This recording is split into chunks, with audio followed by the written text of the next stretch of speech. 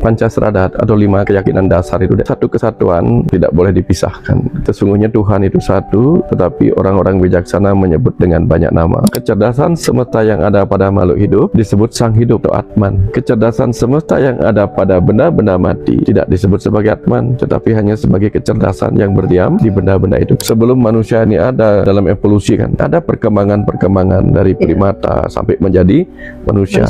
Artinya ada bagian-bagian tertentu di mana Atman yang sama pernah melewati berbagai kehidupan, proses evolusi kesadaran. Dia pastilah berkarma atau bertindak, pasti ada konsekuensi dari tindakannya. Inilah yang disebut dengan karma pahala. Dalam hidup ini kita memang dibuat cenderung untuk hanya mau menerima yang karma pahala yang baik, karma pahala yang buruk tidak mau kita terima. Di situ kemudian menjadi utang pembelajaran karma, kesempatan kedua, tiga, keempat berupa hari demi hari, tahun demi tahun. Kita tidak bisa menyelesaikan semua utang karma kita. Kesempatan kedua, ketiga, keempat dalam kehidupan yang baru disebutlah reincarnation. Bagaimana kita bisa membayar hutang karma pala kita dengan sadar? Makanya banyak orang remedi berkali-kali. Karena apa? Dia nggak pernah lulus-lulus.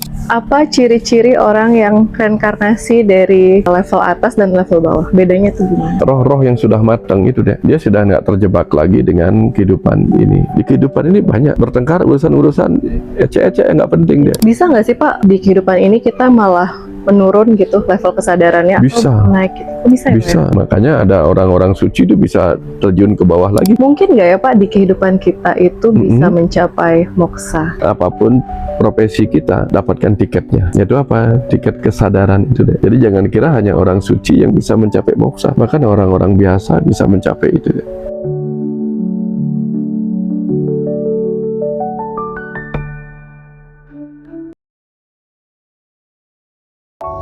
Welcome to Kadek Ayudia's podcast.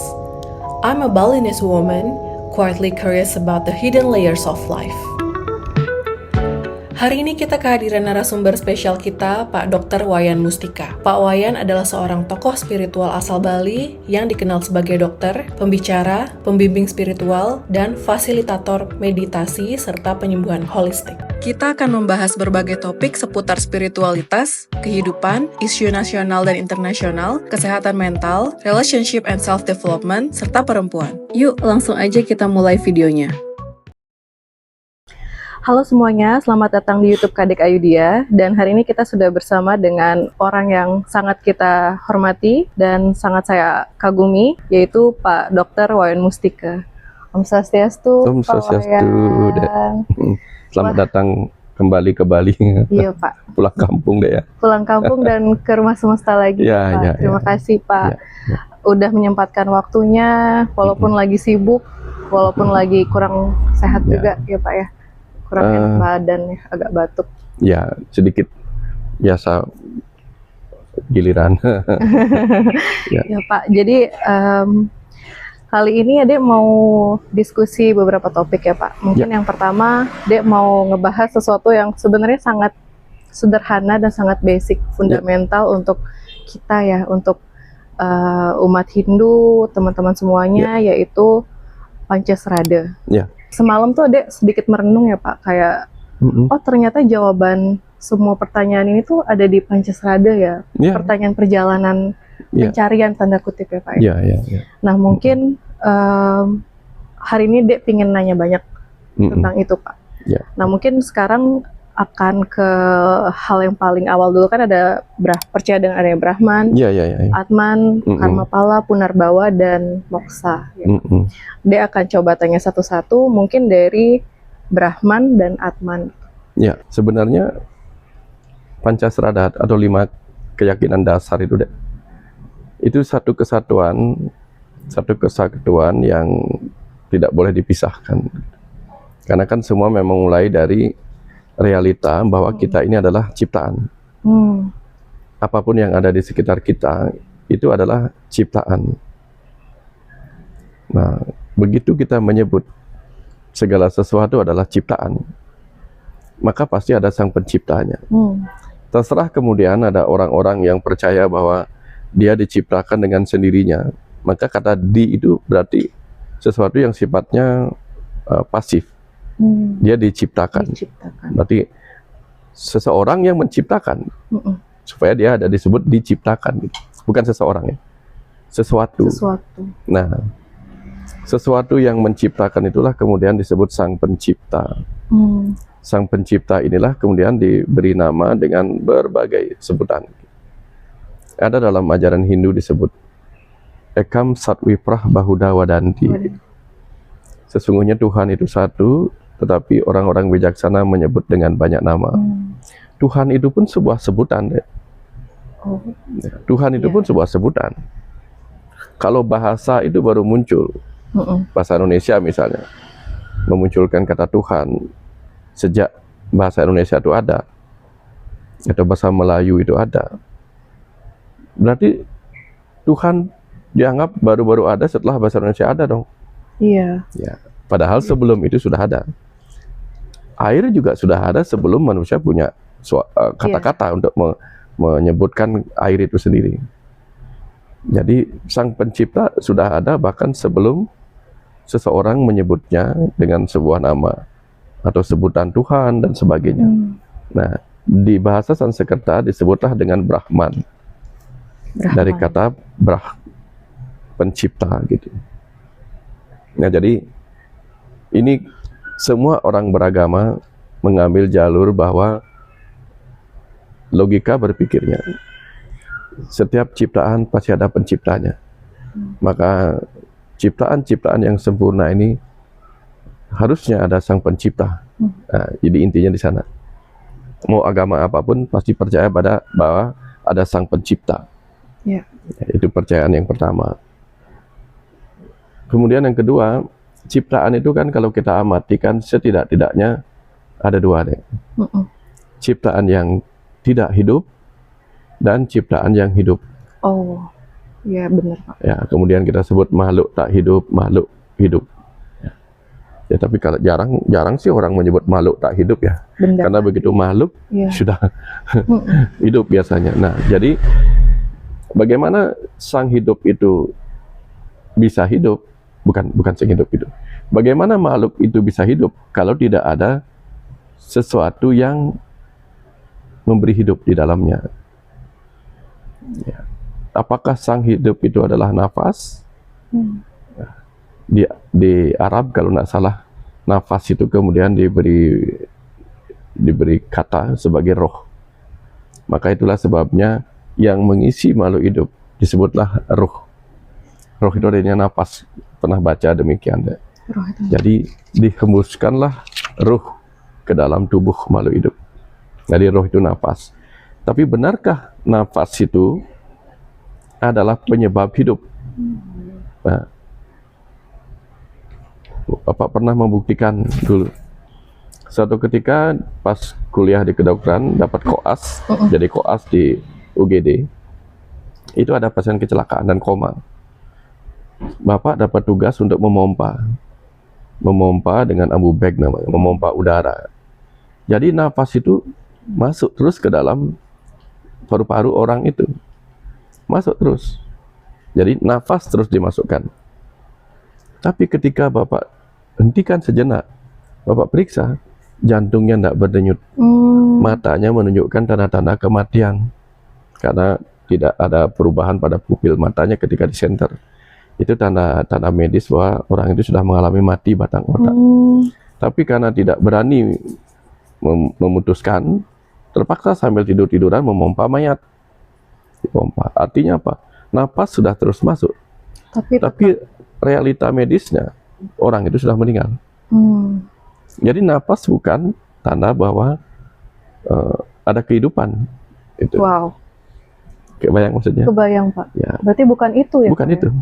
Kalau kita masukkan napas kita ke dalam balon misalnya, apakah balon itu hidup?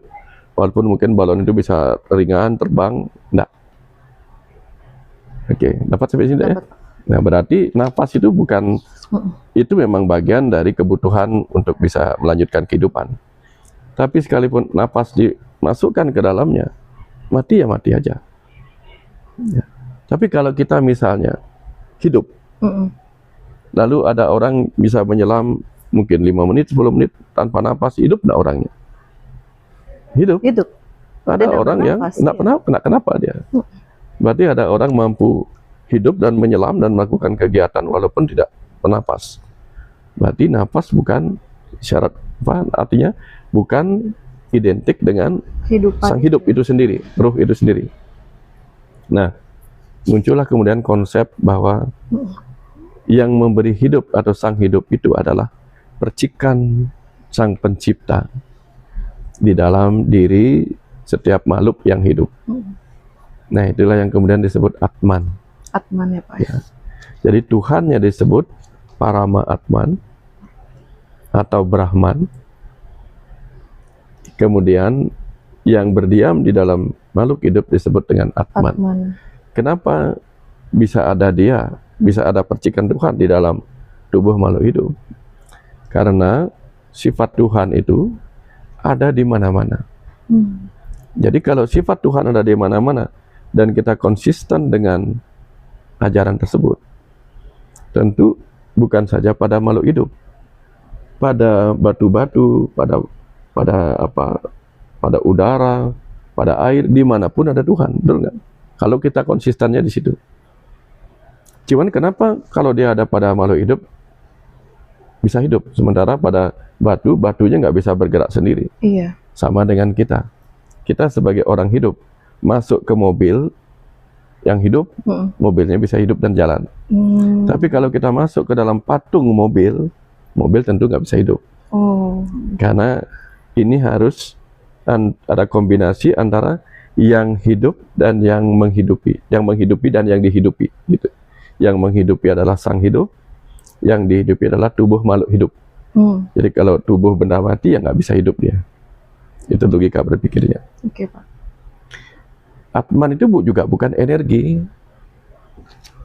karena Atman dalam konteks sebagai sang hidup itu bukan energi. Karena apa? Bukan energi. Bukan energi. Gravitasi itu kan energi. Iya. Tapi gravitasi bukan Atman. Dalam makanan itu ada energi enggak dalam makanan? Ada. Tapi kita nggak pernah menyebut energi makan itu sebagai Atman. Iya. Ya.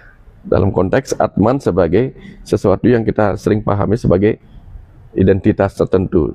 Kebayang maksudnya, Pak? Beda kalau Tuhan dan Atman itu disebut sebagai kecerdasan semesta.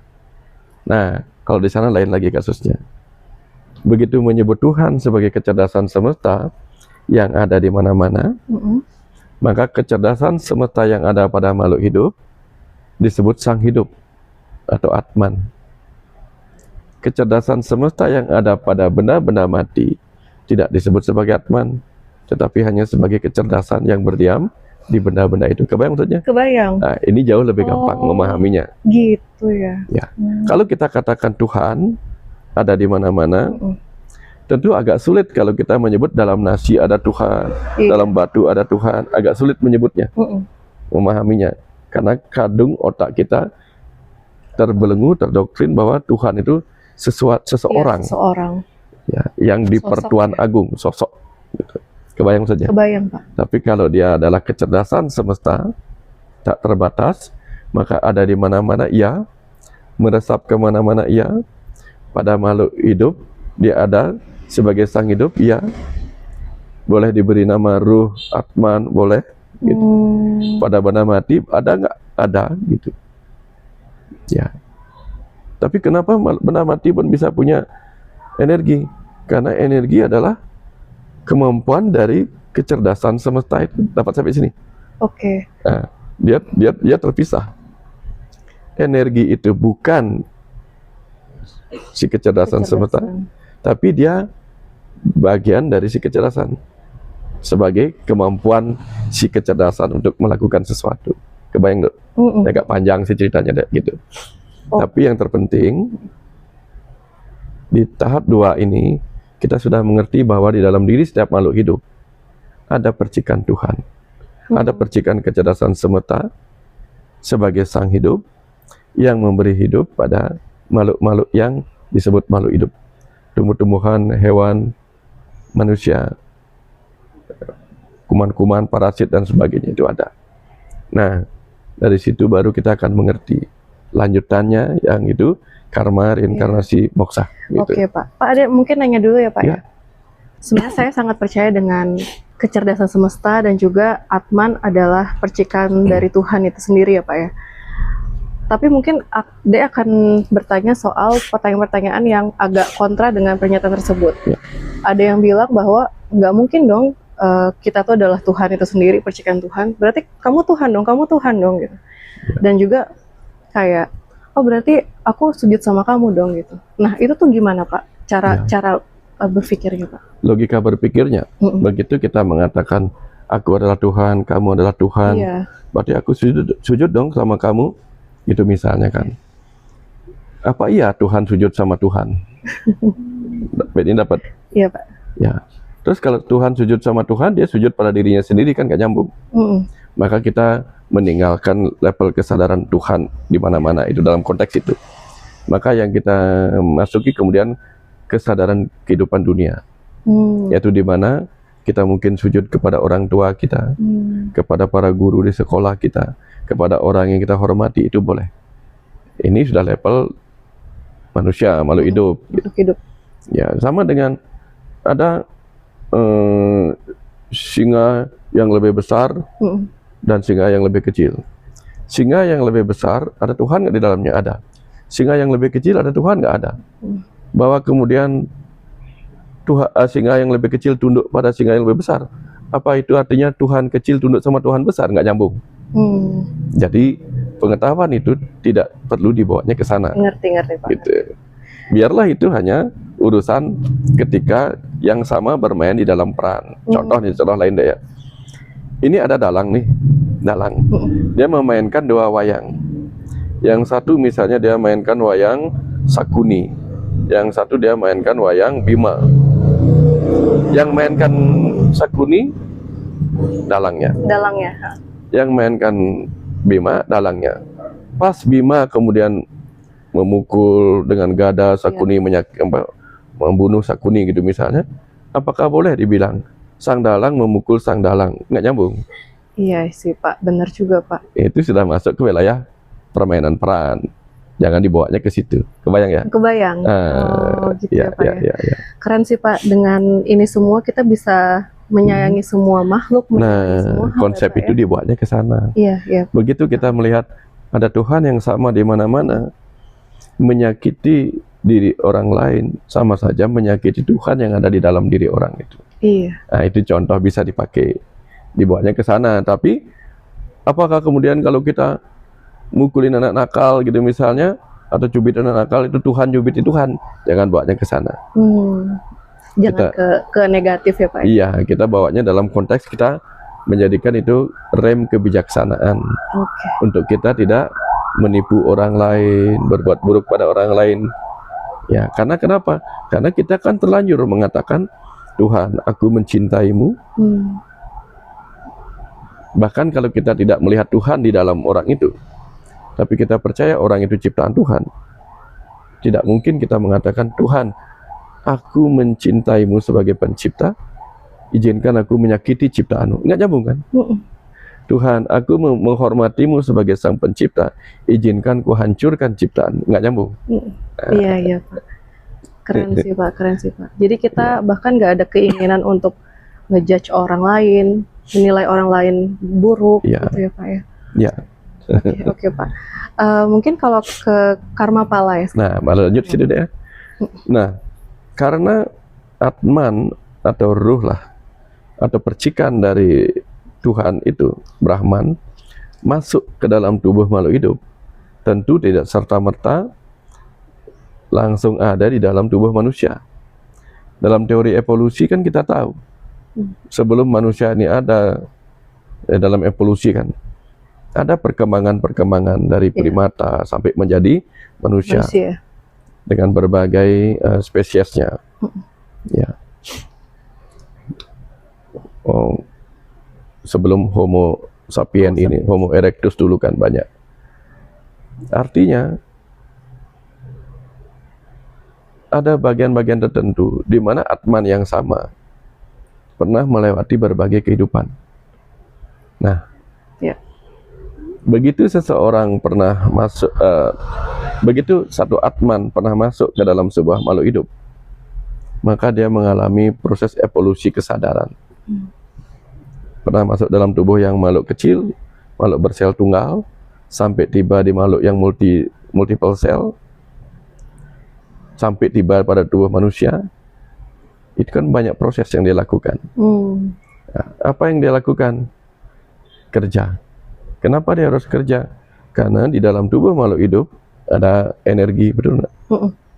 Dengan energi itu dia bekerja, bertindak, berkarma. Nah, kan ketika ada di dalam tubuh makhluk hidup, apapun makhluk hidup yang ditempati oleh Atman itu, dia pastilah berkarma atau bertindak. Setiap kali dia bertindak, pasti ada konsekuensi dari tindakannya, betul nggak? Betul. Inilah yang disebut dengan karma pahala. Buah dari setiap tindakan, konsekuensi dari setiap tindakan. Kalau dia makan cabai, konsekuensinya pedas. Kalau dia bertindak makan gula, konsekuensinya manis. Bertindak makan garam, konsekuensinya asin. Nah, sayangnya kemudian efek dari tindakan itu mengumpulkan buah-buah karma. Belum tentu karma-karma itu semuanya bisa dia terima, betul nggak? Betul. Yang bisa diterima adalah buah baik. Kalau buah buruk pasti ditolak. Nah, contoh kita punya pohon, nih, kita pelihara pohonnya, tapi ada juga buah yang busuk.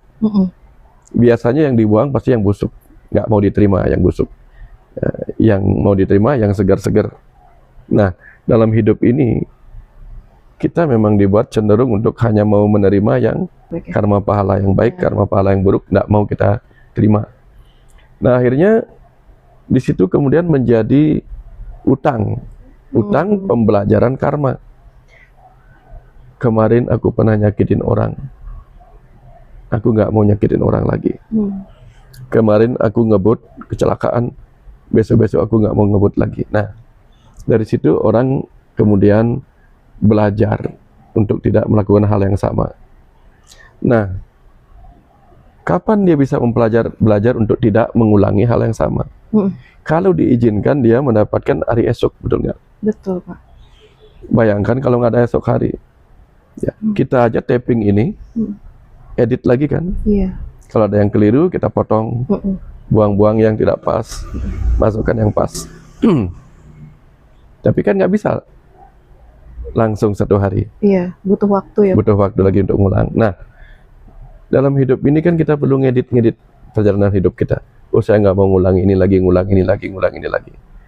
Kalau tidak ada diberi kesempatan kedua, ketiga, keempat, berupa hari demi hari, berupa minggu demi minggu, bulan demi bulan, tahun demi tahun, maka kita tidak bisa menyelesaikan semua utang karma kita dalam satu hari, nggak bisa. Kita butuh mungkin setahun, 2 tahun, tahun depan dan sebagainya, atau bahkan kita mungkin butuh kehidupan baru untuk memberesin utang karma kita. Nah, itulah sebabnya kesempatan kedua, ketiga, keempat dalam kehidupan yang baru memungkinkan kita mendapatkan apa yang dikenal sebagai tubuh baru. Keluar dari tubuh lama, masuk tubuh baru, disebutlah reincarnation. Oke, Pak. Ya, habis itu. Itu akan masuk ke reinkarnasi ya, Pak ya. Ya. Mungkin dia akan bertanya sedikit tentang karma pala, Pak. Bagaimana kita bisa membayar hutang karma pala kita dengan sadar? Pertama, ada 2 di sana, Dek. Karma, pala. Karma pala. Bayar utangnya kan 2. Utang karma, utang pala. Misalnya yang disebut utang karma apa? Oh, ternyata makan cabai pedas ya. Besok kalau aku nggak mau pedas lagi, aku nggak makan cabai lagi. Itu pelajaran, betul nggak? Kemarin kita nggak tahu, contoh lagi nih. Ternyata minum segelas alkohol itu bikin mabuk dan bikin aku kecelakaan. Maka aku tidak lagi melakukan karma yang sama, minum alkohol lagi, gitu misalnya. Nah, jadi ketika kita saat ini menerima pahala, lecet, jatuh, itu pahala, itu yang harus kita terima, Dek. Salah satu cara menerima itu adalah apa? dengan tidak menyalahkan siapapun, termasuk tidak menyalahkan diri sendiri. Yang kita perlu lakukan adalah menyadari, mengerti bahwa oh ternyata kalau begini efeknya begini. Ya. Kalau kita sudah bisa mengerti itu, kalau besok nggak mau begitu lagi, nggak usah lakukan itu lagi. Tapi kan banyak orang yang memilih apa? Disakitin orang, marah-marah, tapi besok nyakitin orang. Iya, meneruskannya. Iya. Meneruskan luka itu. Nah, jadi ketika disakitin orang, dia sedang disuruh mencicipi rasa sakit pada batin jika kita melakukan hal yang sama pada orang lain. Misalnya kita dicaci maki orang, kita merasa nggak nyaman. Harusnya kita paham, oh gini toh rasanya dicaci maki orang. Baiklah, besok aku tidak akan mencaci maki siapapun. Gitu. Tapi sayangnya banyak orang tuh apa? Tidak suka dicaci maki, tapi suka mencaci maki. Gitu. Iya. Di situ yang kemudian menyebabkan utang karmanya nggak lunas-lunas. Gitu. Kebayang nggak misalnya? Iya. Dia utang pada bank A. Dia jengkel karena terus dicari sama debt collector bank A. Lalu dia marah-marah dan apa? Minjam utang di bank E dan bank B. Gali lubang tutup lubang gitu ya Pak? Bukan, mending kalau dia gali lubang, untuk dia nutupin lubang ini enggak. Di sini dia marah-marah karena dicari sama debt collector A, di sana dia minjam lagi. Tapi nggak dipakai untuk balikin ini enggak. Nah kalau dibalikin kan gali lubang tutup lubang, itu pun nggak beres-beres kan. Tapi ini nambah hutang. Contoh dalam konteks tadi, sakit oleh caci maki orang lain, dia nggak terima, lalu nyakitin orang lain, kan double. Iya. Yang ini nggak lunas, di sana nambah pula karma baru. Gitu. Nah kalau yang pas gimana?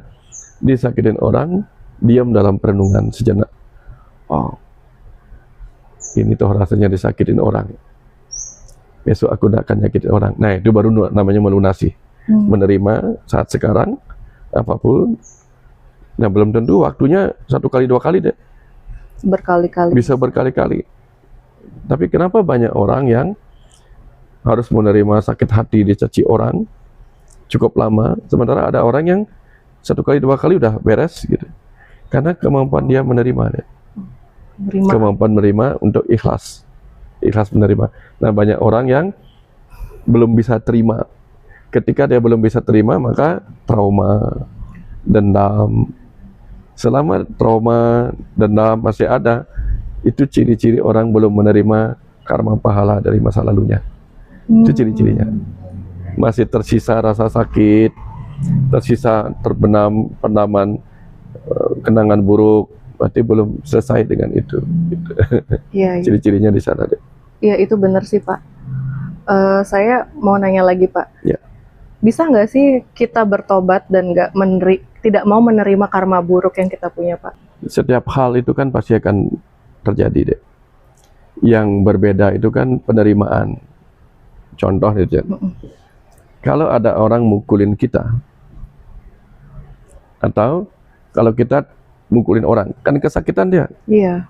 Tapi kemudian dia membalas, lalu kita siap-siap dan mengunci tangan kita, dipukulin kita 1 kali, sama dengan kita mukulin dia 1 kali. Terasa sakit nggak ketika kita mengunci tangan kita lebih kuat? Nggak terlalu sih. Artinya apa? Kesiapan itu membuat kita tidak terlalu terluka deh. Coba yang. Iya. Nah, di kisah Mahabharata itu banyak dimunculkan kisah-kisah kesiapan dalam penerimaan karma. Jadinya nggak menyakitkan.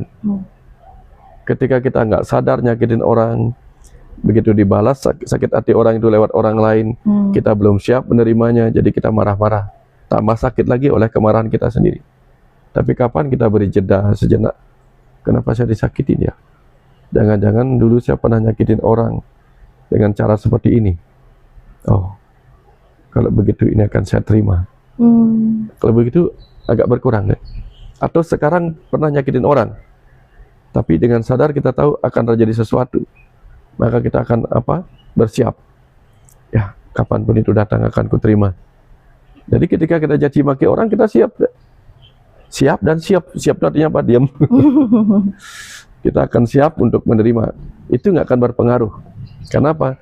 Karena kita tidak menyimpannya di sini. Kita biarkan pendengaran itu hanya lewat di sini. Iya. Kebayang deh. Kebayang. Jadi kesiapan itu adalah perisai. Wow. Ya. Saya tuh banyak berubah sih Pak setelah ngobrol-ngobrol bareng Bapak, Pak Putu, Jero Arum, semualah narasumber saya Pak. Jadi saya tuh sekarang melihat suatu hal yang buruk atau kejadian buruk tuh kayak ya diterima, malah jadinya ya udah gitu. Ya udah, gitu aja. Dan rasanya malah melepas yang mungkin harus saya lepas yang buruk-buruk gitu ya.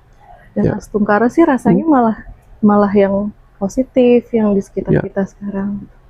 Karena semakin sering kita mengizinkan alam itu mengajari kita, mengajari karma, mengajari tentang pahala, makin cepat urusan itu selesai deh. Ya, Iya. makin cepat.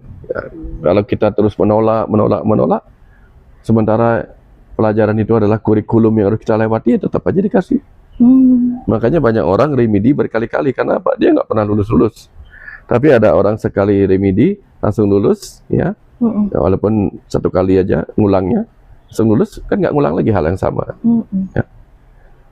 Sama dengan dulu dek misalnya, disuruh ngapal perkalian 1 sampai 10. Begitu selesai, disuruh lagi enggak.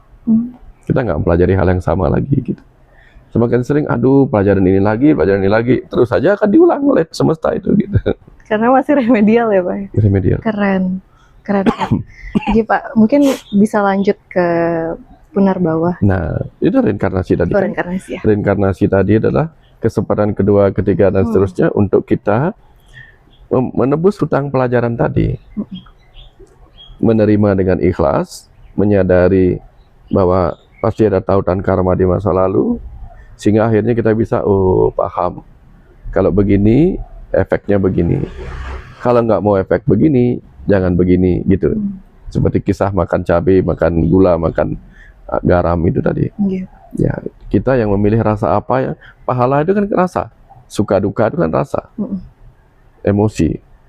Nah, pahala berupa emosi yang dimunculkan oleh perbuatan orang itulah akibat dari tindakan kita sebelumnya. Itu rasa.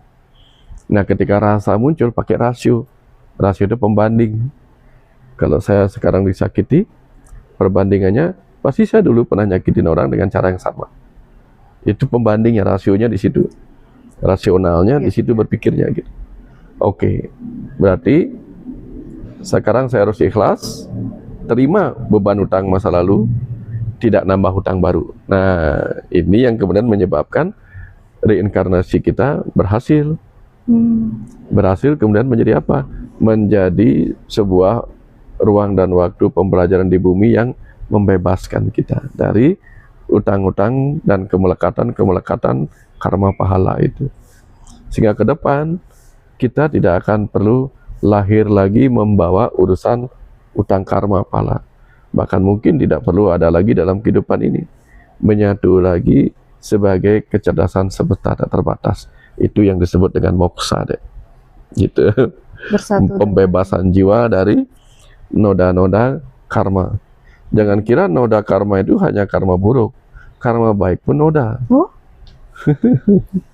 Ya, karma baik pun noda. Coba gini.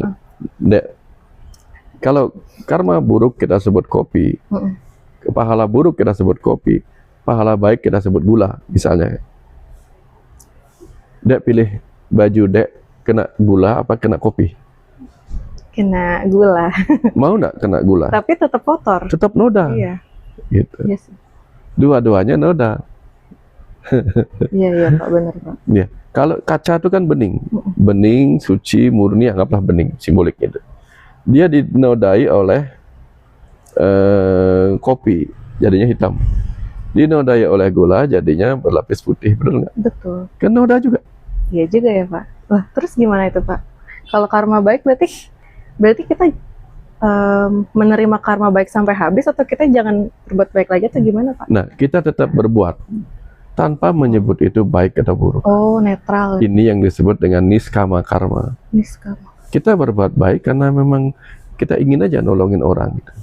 Tidak hitungan. Tidak menganggap itu, oh aku sudah melakukan kebaikan. Enggak. Iya.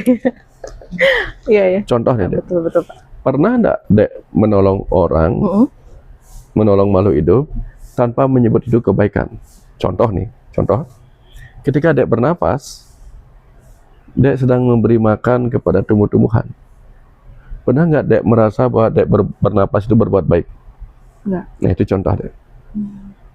Ya. Karena apa? Karena tumbuh-tumbuhan mengambil CO2. Kita mengambil O2-nya. Tapi pada saat kita melepaskan CO2, kita nggak pernah merasa, oh berapa kali ya hari ini aku bernapas, berapa kali hari ini aku berbuat baik buat tumbuh-tumbuhan. Kan nggak pernah nanya begitu. Betul, Pak. Nah, jadi dibawa ke cerita yang lain. Kita ngasih uang kepada orang lain. Nggak pernah merasa, oh aku sudah memberi uang pada orang lain. Nggak ada merasa itu kebaikan. Nggak. Iya. Biasa aja. Iya. Seperti kita memberikan hidup kepada tumbuh-tumbuhan dengan CO2 kita. Karena mereka membalasnya dengan O2. Ini hanya sedang timbal balik aja. Kita memberi sesuatu pada orang, nanti orang memberi sesuatu pada kita. Hanya sebuah aliran. Apakah danau baik kepada samudra karena dia mengalirkan air lewat sungai? Dia nggak pernah merasa itu. Apakah samudra merasa kalau bukan karena aku memberi hujan air ke langit untuk memberi hujan pada danau, danau akan kering? Pernah nggak bicara seperti itu? Nah, memang sih kalau dibilang ya jelaslah lautan kan nggak bisa ngomong. Karena dia berpikir kata-kata ucapan itu harus dengan kata-kata. Padahal tidak. Enggak, tubuh kita bicara tanpa kata-kata. Ada bahasa tanpa suara, ada bahasa tanpa kata-kata. Kalau kita bisa menangkapnya, semesta ini bicara. Gitu. Ya, kira-kira gitu deh tentang Pancasrada, tautannya sampai di puncak itu. Gitu. Keren banget, Pak. Saya tidak bisa berkata-kata dengan yang terakhir itu, Pak. Ya. Pak, boleh nggak kalau misalnya saya nanya sesuatu yang paling ditanya sama netizen by data? Ya. Nah ini Pak, apa ciri-ciri orang yang reinkarnasi dari level atas dan level bawah? Bedanya itu gimana? Ya, roh-roh yang sudah matang itu deh, dia sudah nggak terjebak lagi dengan kehidupan ini. Contoh begini deh, kalau orang kaya, bukan orang kaya, jangan dulu orang kaya lah. Orang yang belum pernah punya mobil, tapi akhirnya punya uang untuk beli mobil. Percaya nggak, Dek? Tiap saat mobilnya dilihat di tumen-tumen punya mobil. Atau tumen-tumen punya kendaraan. Pokoknya belum datang aja, udah dipikir terus gitu kan. Dan kemudian ketika punya mobil, punya kendaraan itu, nggak henti-henti dia pamer. Urusan mobil aja. Tapi kalau orangnya sudah lumayan punya, kemudian dia mau beli mobil baru, maka mobilnya dia pakai hanya untuk sebuah tujuan. Kalau dia nggak ada tujuan, dia nggak beli mobil, betul nggak? Ya, setuju. Untuk apa juga beli mobil? Atau bisa pakai Grab atau ya taksi atau apa gitu. Ya, kalau dia penting maka dia beli mobil untuk sebuah tujuan. Tapi kalau ada orang kaya, ya dia beli mobil tidak untuk sebuah tujuan kerja, mungkin untuk jalan-jalan aja. Ya, kadang orang beli jet pribadi kan, kayak raya jet pribadi, dia pakai jalan-jalan aja. Nah, hal yang sama terjadi pada ruh. Ruh yang kesadarannya belum kaya, belum matang, belum dewasa, seringkali begitu masuk dalam tubuh manusia yang super canggih ini, wah urusannya tubuh manusia aja. Bagaimana dia melindungi dirinya bila perlu berkelahi dengan orang lain demi melindungi dirinya, dia merawat dirinya, bagus sih merawat diri. Cuman dia tidak ada tujuan lain, hanya urusan tubuhnya. Nah, orang-orang NPD gitu misalnya kan, jarang roh-roh matang masuk NPD, jarang. Nah kemudian semakin dia matang, urusannya sudah beda. Ya kayak Dek misal sekarang, walaupun ada dalam tubuh yang muda, tapi ketertarikannya berbeda Dek. Yang menggunakan tubuh ini untuk apa? Untuk belajar. Apa sih pentingnya pembelajaran spiritual ini? Namanya juga pelajaran spiritual. Kan bukan untuk tubuh, bukan untuk pikiran yang terpenting, tapi untuk spirit di dalamnya. Maka dia menggunakan itu kepentingan dirinya yang lain. Bukan diri yang tubuh, bukan diri yang ini, tapi bukan berarti mengabaikan tubuh dan pikirannya, tapi lebih kepada pengetahuan yang akan dibawa oleh sang ruh itu pulang. Nah nanti kalau dia semakin matang, dia sudah mungkin nggak belajar lagi, karena sudah banyak paham kan. Paling di sini menikmati kehidupan bumi yang dirindukan sambil mengamati dan senyum-senyum, karena dia tahu kan apaan sih gitu aja. Kebayang nggak ya? Kebayang, Pak. Ciri-ciri roh matang itu begitu. Nah, ketahuan kok gitu. Yang masih marah-marah roh matang nggak mungkin. Roh matang tuh wise-nya, kemudian bisa menerima segala hal. Kalau masih anak-anak rohnya itu kan seperti suka masih main-main, kadang bertengkar satu sama lain. Kalau roh kakek-kakek kan ngelihat anak kecil bertengkar kelereng kan paling ketawa-ketawa kan. Karena apa? Aku dulu juga begitu. Tapi kalau anak kecil tetap aja bertengkar masalah kelereng, masalah hal-hal yang nggak penting gitu kan. Nah, di kehidupan ini banyak ada yang bertengkar urusan-urusan ecek-ecek yang nggak penting dia. Tidak terlalu penting. Kita hanya ketawa-ketawa aja sih. Apa sih bagusnya gitu. Iya. Tapi sebenarnya kita tahu dalam arti ini buat hiburan-hiburan aja sih mereka gitu. Ya memaklumi sih. Memaklumi ya, Pak. Kayak gitu deh. Ya. Berarti ini ada korelasinya juga dengan level kesadaran ya, Pak? Itu tadi. Kesadaran meningkat, rohnya menjadi lebih matang.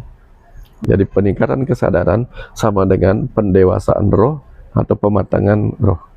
Oke, Pak. Ya. Bisa nggak sih, Pak, di saat lahir di kehidupan ini kita malah menurun gitu level kesadarannya Bisa. atau naik gitu? Bisa ya, Pak? Bisa, bisa deh. Kalau kita mengizinkan ego yang mengendalikan kita. Oh gitu ya, Pak ya? Bisa gitu. Makanya ada orang-orang suci itu bisa terjun ke bawah lagi kan? Iya, Pak. Karena ketika menjadi orang suci tidak bisa mengendalikan dorongan tubuhnya, dorongan egonya, kan bisa. Oh, berarti orang-orang suci yang sudah level atas itu juga ada cobaan atau godaan juga ya, Pak ya? Atau apa? Dalam kisah Mahabharata, Iya. makhluk yang disebut setingkat dewa itu Washu. Washu itu kan tergoda untuk mencuri lembu Nandini gitu. Sehingga akhirnya turun dan harus dibersihkan lewat kematian saat kelahiran oleh Dewi Gangga. Satunya pemimpin para Washu kemudian menjadi Bhisma. Artinya yang level itu benar dalam kisah itu kan. Dalam kisah itu memberi pesan bahwa bahkan level dewa pun bisa turun reinkarnasi gara-gara godaan duniawi, susu sapi gitu misalnya. Ya itu tadi deh. Bagaimana dengan yang level bawah ke atas, Pak? Bisa juga. Contoh nih dek ya. Ada seorang anak bernama Ratnakara. Ratnakara ini anak seorang resi. Ketika dia anak seorang resi kan ada DNA resi, DNA orang suci. Tapi si Ratnakara ini jalan-jalan, ngikutin eksplorasinya, nggak pulang-pulang, nggak ketemu jalan pulang. Kemudian diadopsi, dirawat oleh seorang pemburu, perampok. Akhirnya dia berubah menjadi perampok dan pemburu. Artinya dia berubah dari anak seorang resi, berubah menjadi anak perampok pemburu gara-gara diadopsi dan dirawat oleh ini. Tapi kapan kemudian panggilan jiwanya muncul? Ketika dia mendengar kata Rama pada saat dia merampok Resi Narada. Resi Narada mengatakan marah. Dari kata marah jadi Rama karena diulang-ulang. Rama. Ingatlah dia panggilan Rama yang sering diucapkan oleh bapaknya waktu dia kecil. Itu kemudian menyebabkan si Ratnakara yang sudah sedang jadi perampok itu berubah, mendengarkan ujangan si Narada, duduk meditasi bertapa sampai dikerubungi semut. Kelak dia dikeluarkan dari sarang semut menjadi seorang resi yang disebut Resi Walmiki, resi yang keluar dari sarang semut dan membuat kisah yang sampai hari ini masih bertahan, Ramayana. Jadi dia kembali. Dia pernah turun, naik lagi gitu. Bahkan para Surama, dia sudah seorang Brahmana. Tapi seorang Brahmana yang kemana-mana membawa senjata. Untuk apa? Untuk memerangi para kesatria. Nah, kebayang deh ya. Iya, Pak. Jadi godaan itu Pasti berat. ada. Ya. Makanya di dunia spiritual pun sama deh. Bukan berarti seseorang yang sudah berjuang keras mencapai level brahmana, Iya. mencapai level guru spiritual gitu misalnya, bebas dari kemungkinan tergelincir. Nah, kalau dia pernah melihat orang mendaki gunung, ada tak pernah mendengar orang sudah sampai di puncak tergelincir dan jatuh ke jurang? Sering. Karena di puncak sana Oh. sangat riskan. Jadi seorang guru spiritual, seorang kaum suci bisa tergelincir oleh godaan harta, tahta, cinta. Tergelincir oleh godaan tahta, maunya dituhankan, maunya didewakan, maunya diperlakukan bagaikan dewa. Tepat pada saat dia dituhankan, diperlakukan dewa, pada saat itu dia sudah lupa bahwa semua yang dia temui adalah Tuhan. Kebayang ya? Wow. Kebayang, Pak. Kalau guru spiritual itu levelnya benar-benar kesadaran Tuhan, ini mirip seperti kata Krishna kepada Arjuna, ia yang melihat aku yang sama di mana-mana, sesungguhnya telah tercerahkan. Kembali ke cerita di awal. Kalau dia sudah melihat semua orang sama sebagai dirinya, dia tidak akan merasa bangga, dituhankan, didewakan, bahkan tidak ada keinginan itu. Tapi kalau ada keinginan seperti itu, berarti apa? Berarti dia tidak mengingat kesadaran Tuhan itu tadi. Wow. Di puncak kesadaran yang ketujuh namanya unity consciousness. Unity consciousness. Kesadaran kebersatuan. Bahwa tidak ada yang lebih baik dari kita. Semuanya adalah percikan-percikan yang bersatu untuk menjadinya gitu. Wow. Dalam deh ya. Dalam banget sih, Pak. Ya. Keren, Pak. Terus makanya ada juga yang bilang NPD spiritualis ya, Pak ya. Sekarang kan lagi rame juga. Oh ya, ada. Selalu dualitas tuh ada deh. Kalau ada orang non spiritual NPD, maka pasti ada orang yang spiritual NPD. Iya. Berarti pinter-pinter kita menahan dan mundur jeda untuk melihat, untuk mengamati diri kita. mengamati diri kita ya, Pak ya. Ya, makanya orang biasa butuh cermin, orang suci butuh cermin enggak? Iya. Butuh. Karena cermin itu membantu siapa saja, mau laki-laki, perempuan, mau anak kecil, anak dewasa, mau orang baik, orang buruk, semua butuh cermin kan untuk melihat dirinya gitu. Wah, Ya. keren Pak. Ya.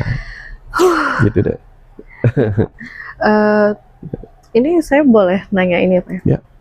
Mungkin nggak ya Pak di kehidupan kita itu bisa mencapai moksa? Ada juga sih pertanyaan dari teman-teman dari webinar, dia nanya kayak dengan berpuluh-puluh ribu kita reinkarnasi, apakah mungkin kita akan mencapai moksa atau bersatu dengan semesta itu sendiri? Kalau itu bukan sebuah kemungkinan, maka itu tidak akan dijadikan sebuah tujuan. Mungkin nggak siput mencapai puncak gunung? Mungkin. Cuma agak lama. Kalau dia terusin, dia akan sampai juga kan. Ya. Tapi dia jangan berharap lebih cepat daripada singa yang lari ke gunung. Ya, agak lama. Nah, maka kita dimungkinkan untuk mencapai itu. Kalau enggak, itu kan bukan sebuah tujuan. Kalau naik pesawat, ada yang duduk paling belakang, ada yang duduk paling depan, ada yang jadi pilot. Apakah hanya pilot yang mencapai tujuan? Yang terbang itu satu belajar jadi pilot, satu belajar jadi pramugari, satu belajar ekonomi, satu belajar jadi tukang, ya, satu bahkan belajar jadi pemusik gitu misalnya. Tapi ketika sama-sama punya uang untuk beli tiket, mereka bisa terbang dan mencapai tujuan yang sama, betul nggak? Betul. Yang penting tujuannya sama, gitu. Tujuannya sama, maka apapun profesi kita dapatkan tiketnya. Yaitu apa? Tiket kesadaran itu deh. Jadi jangan kira hanya orang suci yang bisa mencapai moksa. Bahkan orang-orang biasa bisa mencapai itu deh. Makanya ada 4 jalan yang diajarkan jalan bakti, yaitu jalan persembahan, ibadah, jalan karma, jalan perbuatan, kemudian jalan jnana, jalan pengetahuan, dan jalan raja yoga, meditasi, bertapa, juga mencapai hal yang sama. Dan moksa itu bukan hanya ada di dalam kematian. Yang disebut moksa itu kan adalah sang ruhnya. Sekarang dalam tubuh kita ada sang ruh, ada. Ketika dia keluar dari tubuh kita, dia ada. Ada di alam niskala, ada alam sekala. Berarti kapan dia bisa moksa? Kapan saja dia bisa. Mau moksa sekarang, moksa itu artinya bebas dari kemelekatan dan mengalami rasa kebersatuan. Maka unity consciousness itu bisa sekarang, bisa nanti. Ya. Sekarang juga bisa ya? Sekarang bisa. Sekarang ini bisa belajar dan praktek langsung. Ya. Kalau nanti kita mungkin mengalami pencerahan di alam sana, tapi kita belum bisa prakteknya. Karena praktek itu ada dalam tubuh materi. Nah, ya kalau kita praktek kan butuh materi kan? Iya. Praktek fisika, kimia kan ada materi-materinya. Nah, tubuh materi ini kan tubuh prakteknya. Praktek fisika, praktek biologi, praktek kimia di sini gitu. Oh, makanya kita perlu reinkarnasi untuk praktek. Ini labnya kita. Oh. Ini lab. Ya, kalau di sana kita menciptakan, ada pernah lihat nggak ciptaan di alam sana? Nggak ada. Gimana caranya? Aduh, alamnya alam niskala gitu. Alam yang tidak berwujud. Terus bagaimana cara kita menciptakan? Ya di sini cara kita belajar menciptakan dengan kecerdasan semesta yang ada dalam diri kita. Menciptakan ini, menciptakan itu. Kalau di sana kita menciptakan kan hanya ada dalam angan-angan. Kadang bendanya nggak ada. Iya, Pak. Ini labnya. Oke, Pak. Pertanyaan terakhir di tema Pancasrada, Pak. Gimana kita bisa mengaplikasikan Pancasrada di kehidupan kita sehari-hari di era sekarang, Pak? Gampang deh. Ketemu orang nyakitin, nyebelin. Itu yang paling gampang kan diingat. Ketemu orang nyakitin, nyebelin, dia adalah ciptaan. Maka dia pun milik sang pencipta. Karena kita percaya adanya Brahman kan. Dan kita percaya juga di dalam diri orang itu yang nyebelin, yang jengkelin itu, pasti ada sang ruh juga yang merupakan percikan Tuhan. Tapi kan dia nyebelin, tapi kan dia jengkelin. Kalau bukan karena hukum karma pala, dia tak akan hadir untuk nyebelin saya, jengkelin saya, nyakitin saya. Itu cara melihat karma palanya. Terus gimana dong? Ya udah, reinkarnasi kali ini pasti untuk membayar hutang karma kita pada orang itu. Lalu gimana? Udahlah, terima dengan ikhlas. Maafkan dan minta maaf pada jiwanya. Mungkin kita pernah berbuat buruk di masa lalu padanya. Biarlah bebas hutang karmaku dengannya. Jadi 5 hal itu bisa tercapai dengan ini deh. Ketika kita jeda. Jadi besok-besok ketemu orang nyebelin, jengkelin sama kita, ambil jeda sejenak, lalu hitung 5 itu. Saya yakin dia memang diciptakan oleh sang pencipta. Jadi dia milik sang pencipta. 2, di dalam dirinya ada sang pencipta berupa Atman yang mengirim dirinya untuk nyakitin saya. Karena apa? Mungkin ini ada tautan karma pahala dengan saya. Maka dia reinkarnasi, saya reinkarnasi pasti karena untuk membuat saya belajar, dan ini akan saya terima dengan ikhlas supaya saya bisa bebas dalam satu hal ini gitu. Kira itu aplikasi Pancasrada dalam hidup kita. Ya. Makasih Pak Wayan untuk pencerahannya hari ini, Pak. Sungguh sangat saya jadi refleksi lagi, jadi balik lagi ke diri saya sendiri, Pak. Apa sih definisi spiritual awakening?